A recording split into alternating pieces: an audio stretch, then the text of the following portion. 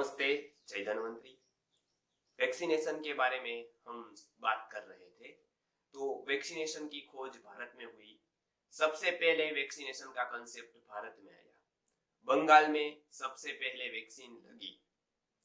वो हम पिछले वीडियो में देख चुके हैं। राजीव भाई जी ने भी इसके ऊपर व्याख्यान दिया है वैक्सीन के ऊपर, और भारत में इसको लगाने का आरंभ हुआ वो भी बताया है। आज हम थोड़े विस्तार से उसको देखेंगे और क्या उस समय था और उसके लिए क्या क्या प्रिकॉशंस थे। तो जब पहले स्मॉल पॉक्स वगैरह जब महामारी आई, रोग निकले, तो वैक्सीन्स दी गई बिफोर उसके रोग के पहले। तो उसमें वैक्सीन्स देने के पीछे और बाद में, मतलब वैक्सीन्स देने के पहले और बाद में कुछ प्रिकॉशन बताए गए। वो भी यत्र तत्र ग्रंथों में सब जगह लिखा हुआ है। धर्मपाल जी ने 18वीं सदी का जो इतिहास लिखा, उन्होंने ये भी लिखा कि उस समय वैक्सीन दिया जाता था तो उस समय क्या क्या साथ में औषध दिए जाते थे ताकि वैक्सीन के कुछ साइड इफेक्ट होते हैं वो उसको न हो। वैक्सीन देने के बाद जो कुछ साइड इफेक्ट होते हैं वो आज हम न्यूज़पेपर में या तो फिर टीवी में या सोशल मीडिया पर या सामाजिक संस्थाओं के द्वारा हम जान चुके हैं क्या क्या उससे साइड इफेक्ट बालकों को हो सकते हैं। लेकिन वैक्सीन देना ही पड़े, या तो भूल से दे दिया या तो फिर किसी कारण से उसको देना पड़ा, तो क्या करें। तो आज जब जब ये वैक्सीनेशन की बात आती है तब तब पूज्य गुरुवर्य ने उसके ऊपर 50 वर्ष के पूर्व कार्य किया। हमारा संकल्प ये है कि लोगों को विकल्प दे, कोई भी परिस्थिति में क्या करे उसका विकल्प होना चाहिए। तो दे दिया तो दे दिया, अब कुछ नहीं हो सकता, ऐसा नहीं होगा। तो हर एक के उपचार, हर एक परिस्थिति के उपचार या तो फिर हर एक रोगों के उपचार कहीं ना कहीं आयुर्वेद के ग्रंथों में दिए गए हैं। पूज्य गुरुजी ने वैक्सीन यदि दे दिया है तो उसके टॉक्सिन्स गए हैं, तो उसके लिए क्या करें। तो आज से 50 साल पहले उन्होंने इसके ऊपर शोध कार्य किया और कुछ औषधियां आयुर्वेद में से निकाली जो पहले के काल में वैक्सीनेशन की साइड इफेक्ट दूर करने को दी गई थी या तो वैक्सीन की साइड इफेक्ट न हो इसलिए दी जाती थी। क्या है वो औषधियां? तो उसमें से मैं प्रमुख औषधियों का नाम बताता हूँ। जैसे शिरीष है, शिरीषो विषघ्न नाम ये चरक सूत्र है और शिरीष को श्रेष्ठ विषघ्न माना गया है। कोई भी प्रकार का विष गया हो, जैसे अलग अलग विष पर अलग अलग औषधियां है, लेकिन शिरीष एक ऐसी औषधियां है जो सामान्य विष पर, कोई भी प्रकार के विष के ऊपर वो कार्य करती है। इसलिए शिरीषो विषघ्न द्रव्यों में, यानी जहर को दूर करने के द्रव्यों में शिरीष श्रेष्ठ है। हम उसका क्वाथ करके गुरुवर्य ने उसके ऊपर काम करके एक औषधि बनाई। ये एक शिरीष है। दूसरा है हिंगू। हिंग है अपनी, वो भी एक श्रेष्ठ विषघ्न मानी जाती है। कोई भी प्रकार के विष में, बहुत प्रकार के विष में उसको दी जाती है। हिंग का भी ये रोल है कि वो भी टॉक्सिन्स को निकालने में उसका बड़ा रोल है। केवल उसकी मात्रा और उसके उपयोग की प्रक्रिया जाननी होगी। बेहड़ा भी जो त्रिफला में एक घटक आता है उसका भी ये कार्य होता है। खास करके दो की बात मैं मुख्य घटक की करूंगा, वो है पंचगव्य और मधु। पंचगव्य हम प्राशन करते हैं, प्रायश्चित में भी पंचगव्य प्राशन कराया जाता है। कुछ भूल से मांस भक्षण इत्यादि हो गया तो भी प्रायश्चित के रूप में पंचगव्य का प्राशन होता है।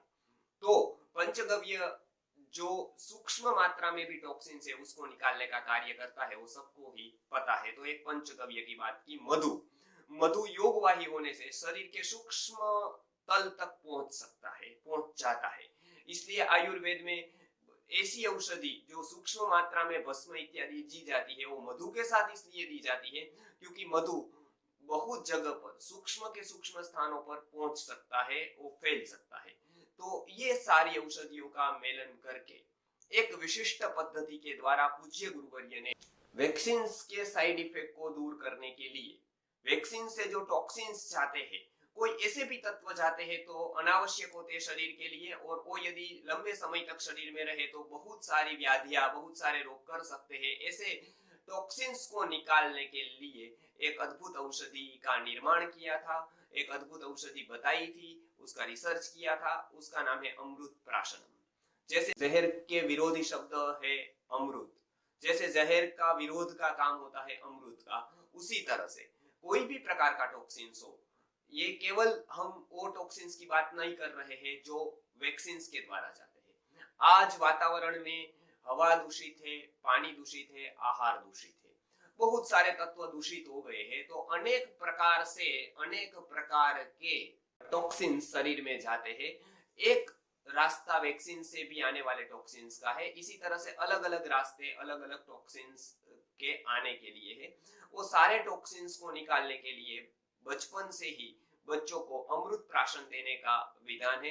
अमृत प्राशन ये श्रेष्ठ औषधि है टॉक्सिन्स को रिमूव करने की, इसलिए टॉक्सिन डिटॉक्सिफिकेशन जो वैक्सीन डिटॉक्सिफाई करते हैं उसको हमने ये संज्ञा दी है कि वैक्सीन को जो टॉक्सिन जाता है वैक्सीन के माध्यम से उसको डिटॉक्सिफाई करते हैं, डिटॉक्सिफिकेशन करता है उसको।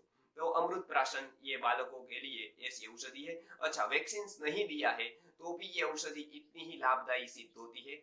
और दूसरा, कौन ले सकता है?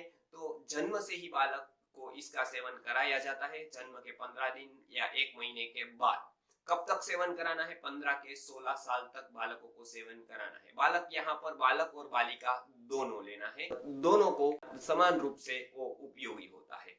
तो ये है। क्या साइड इफेक्ट है? कोई भी प्रकार की साइड इफेक्ट नहीं है। क्या लाभ है? लाभ हमको देखने को मिला है कि जो अलग अलग प्रकार के टॉक्सिन शरीर में गए हैं उसको वो निकाल कर शरीर को स्वस्थ बनाता है और रोग प्रतिरोधक क्षमता को बढ़ाता है। तो ये अमृत प्राशन की बात हमने की। अब कब लेना है? तो आइडियल डोज ये है कि सुबह सुवर्ण प्राशन बालकों को खाली पेट दे और शाम को 5-6 बजे अमृत प्राशन दे। कितनी मात्रा में लेना है? तो 3 से 5 बूंद या उम्र वाइज जो डोज उसमें लिखा हुआ है, आप 2 बूंद से शुरुआत कर सकते हैं बालकों की और धीरे धीरे उसका डोज उम्र वाइज बढ़ाते जाना है। 5-7 बूंद बड़े बच्चों के लिए दे सकते हैं और उसमें लिखा है। किसके साथ देना है? ऐसे ही दे सकते हैं, उसके साथ कोई अनुपान की जरूरत नहीं रहती है क्योंकि उसमें ऑलरेडी अनुपान के रूप में मधु मिलाया हुआ है।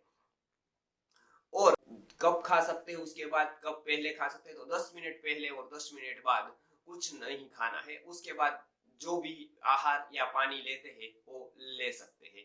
तो ये बात की हमने अमृत प्राशन के सेवन विधि की। तो ये अद्भुत औषधि वैक्सीन या और दूसरे तत्वों से जो वैक्सीन टॉक्सिन्स जाते हैं उसको दूर करने के लिए अमृत प्राशन एक अमृत तुल्य औषधि है। नमस्कार।